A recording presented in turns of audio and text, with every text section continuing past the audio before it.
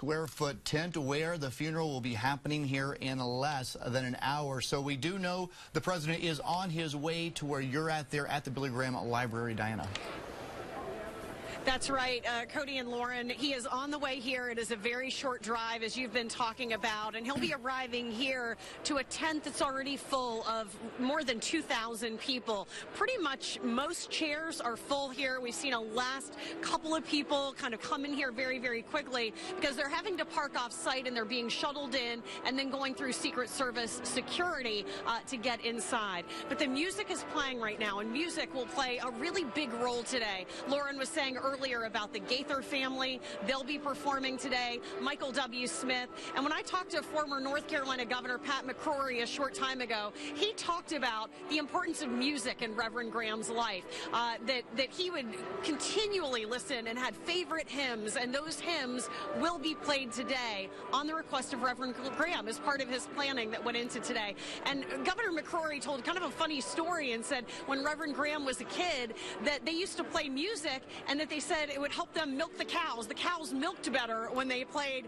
music. So music is something that really has carried him through and was always a big part of all of the crusades and all of the services that he held around the world and will continue to be so today. I'm going to step out of the way so you can get just a better look at how everything is happening here, and it's gotten a lot quieter. We have people now who are seated and the music is playing right now. Just in the past several minutes, it's gotten much more where everyone's just awaiting this service to start.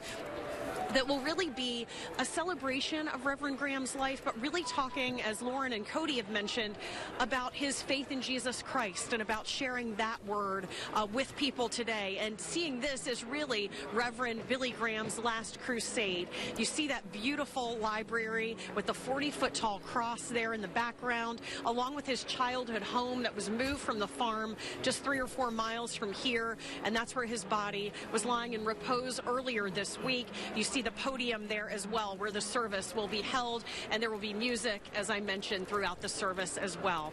Once the president and the vice president arrive, the service will start shortly thereafter. It is expected to last about an hour and a half.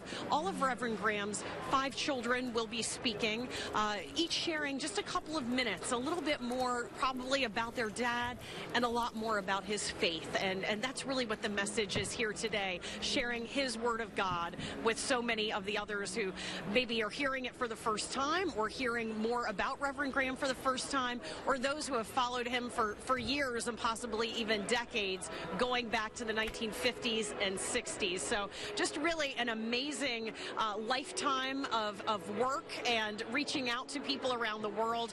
And when you talk to somebody like Reverend Rick Warren, who's a well-known evangelist across the country, and he talks about the fact that Reverend Graham really had so much integrity, that he loved everyone and he was inclusive of everyone.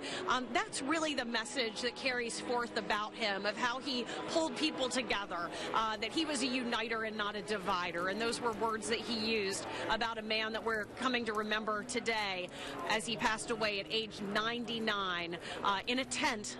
Not exactly like the tent that he started with, but as a nod to the tents that he used to preach in back in LA in the 1950s and 60s. And I'm going to go back to you right now, Lauren and Cody, with much more. I know the president has arrived. Yeah, we are looking at that motorcade. Diana, thank you so much. And here it makes its way toward the Billy Graham Library.